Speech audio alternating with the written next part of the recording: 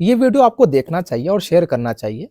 और क्योंकि 5 फरवरी को चुनाव है, उससे पहले 2-3% लोग ओखला की आवाम के बीच एक प्रोपेगेंडा चला रहे हैं। और खुद कल अरीबा मैडम मंच से ये कह रही थी कि सिफा उर रहमान साहब जो है वो हमारे बड़े भाई हैं।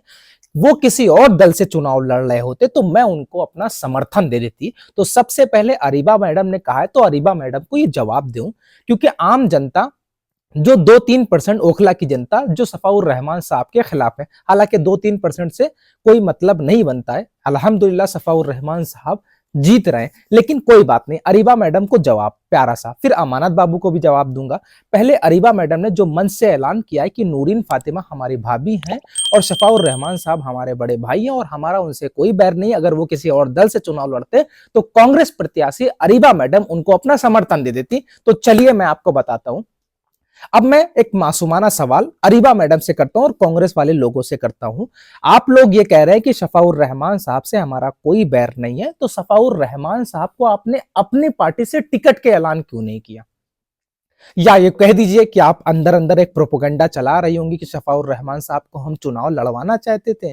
तो मुझे ईमानदारी से बताइए कि कांग्रेस पार्टी के आला आला कमान या फिर कांग्रेस पार्टी के नेता जो है सफा भाई के पास जेल में मिलने गए थे और सफा भाई से कहा था कि सफा भाई कांग्रेस के टिकट से आप चुनाव लड़िए, हम आपको चुनाव लड़ाना चाहते हैं, हम आपको विधायक बनना देखना चाहते हैं, हम आपको लीडर बनना देखना चाहते हैं, आप चुनाव लड़िए, हम चुनाव लड़ाएंगे। क्या ऐसा कुछ कहा था? या फिर ऐसा कुछ कहा था तो क्या शिफा भाई ने इनकार कर दिया था? नहीं ना। चलिए अब दूसरे अमानत भाई जो कि मौजूदा विधायक है, 10 साल ने ओखला की जनता ने खूब वोट दिया, उनकी बात मानी। हालांकि उन्होंने वक्फ बोर्ड पर गमन किया। वक्फ की जमीन किस तरीके से बेची गई आपको बहुत अच्छी तरीके से पता है, लेकिन कोई बात नहीं। अमानत भैया भी ओखला की आम जनता के साथ सामने ये कह रहे हैं कि शफाउर रहमान साहब हमारे बड़े भाई हैं। चलिए अरविंद केजरीवाल जो कि आम आदमी पार्टी के मुखिया हैं, क्या अरविंद केजरीवाल या अरविंद केजरीवाल के पार्टी के नेता या खुद ओखला के मौजूदा विधायक अमानतुल्लाह खान सफा भाई से मिलने गए और कहा कि सफा भाई मैं अब चुनाव नहीं लड़ूंगा, हम आपको विधायक बनना देखना चाहते हैं, आप आम आदमी पार्टी के टिकट से चुनाव लड़िए, ओखला की जनता मैं विधायक बनना देखना चाहता हूं आपको? क्या उन्होंने ऐसा कहा? नहीं ना। या फिर किसी और दल ने? मैं मुसलमानों आपसे बता देना चाहता हूं कि गुमनामी के अंधेरे में डूब चुके थे। शफा भाई का कोई नाम तक लेने वाला नहीं बचा था। शफा भाई की बात खत्म कर दी गई थी। क्या उन्होंने कुर्बानी दी थी? शफा भाई जो है वो चोरी में, डकैती में, बलात्कार में, इन तमाम आरोपों में जेल में नहीं गए, बल्कि किस लिए जेल गए आपको पता है? सीए, एनआरसी, एनपीआर जैसे काले कानून आए थे, उसका संवैधानिक तरीके से विरोध कर रहे थे। हुकूमत ने उनकी जबान खींचने का काम किया और जेल की सलाखों के पीछे डाल दिया। और कमाल की उससे बड़ी बात यह है कि ये तमाम विपक्ष के दल जो है वो शफा भाई का नाम तक लेना गवारा नहीं कर रहे थे। इस वक्त शुक्र मनाइए, अल्लाह का शुक्र कीजिए, अल्हम्दुलिल्लाह बार बार कहिए कि असदुद्दीन ओवैसी साहब ने एमआईएम से टिकट दे करके उनको जो गुमनामी के अंधेरे में डूब चुके थे, कोई बात करने के लिए तैयार तक नहीं था, भूल चुके थे ताहिर हुसैन को, भूल चुके थे मुस्तफा बात को, भूल चुके थे शफा भाई को, लेकिन अल्हम्दुलिल्लाह आज चाहे मेन स्ट्रीम मीडिया हो, चाहे सोशल मीडिया हो, चाहे प्रिंट मीडिया हो, चाहे कोई मीडिया हो, तमाम सर्वे ये कह रहे हैं असदुद्दीन ओवैसी की पार्टी एमआईएम जो है वो ओखला के अंदर शफाउर रहमान और ताहिर हुसैन मुस्तफाबाद से जीत रहे हैं। और इस वक्त डिबेट चल रही है, बात किया जा रहा है कि शफा भाई जो है किस वजह से जेल गए, किस वजह से लाठी खाए।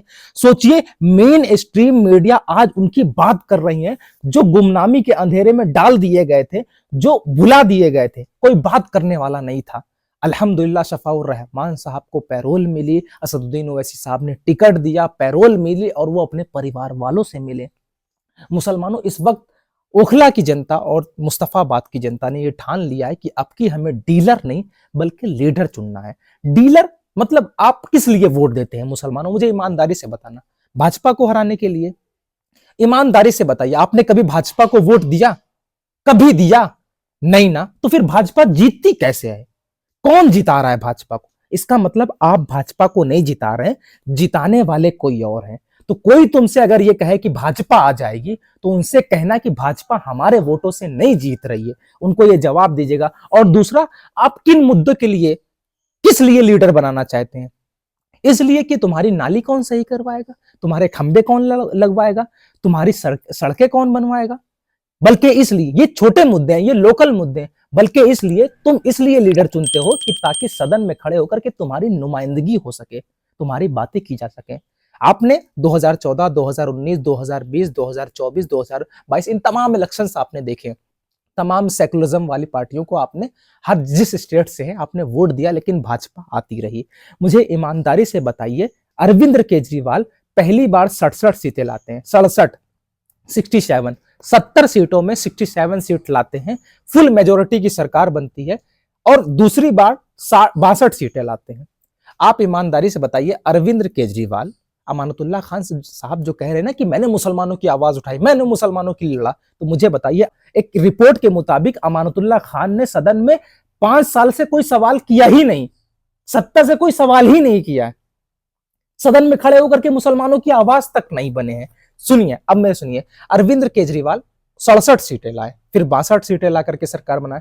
कभी आपने मॉब लिंचिंग जब मुसलमानों की हुई बोलते हुए देखा? यूसीसी समान नागरिकता कानून आया जिसमें मुसलमानों के शरिया से छेड़छाड़ करने की कोशिश की गई। शरिया इसलिए मुसलमान मानता है क्योंकि इस देश का संविधान इजाजत देता है, और इस देश के संविधान से छेड़छाड़ करने की कोशिश की गई, यूसीसी लाने की बात की गई, सीधे सीधे मुसलमानों को टारगेट किया जा रहा है यूसीसी के अंदर। क्या उसके अपोजिशन में बात की आपने? अभी वक्फ बोर्ड अमेंडमेंट बिल सरकार ला रही है, उसकी मुखालफत करते हुए एक ट्वीट तक किया? सड़कों पे छोड़िए, मीडिया से बात छोड़िए, बयान जारी करना छोड़िए, एक ट्वीट तो किया?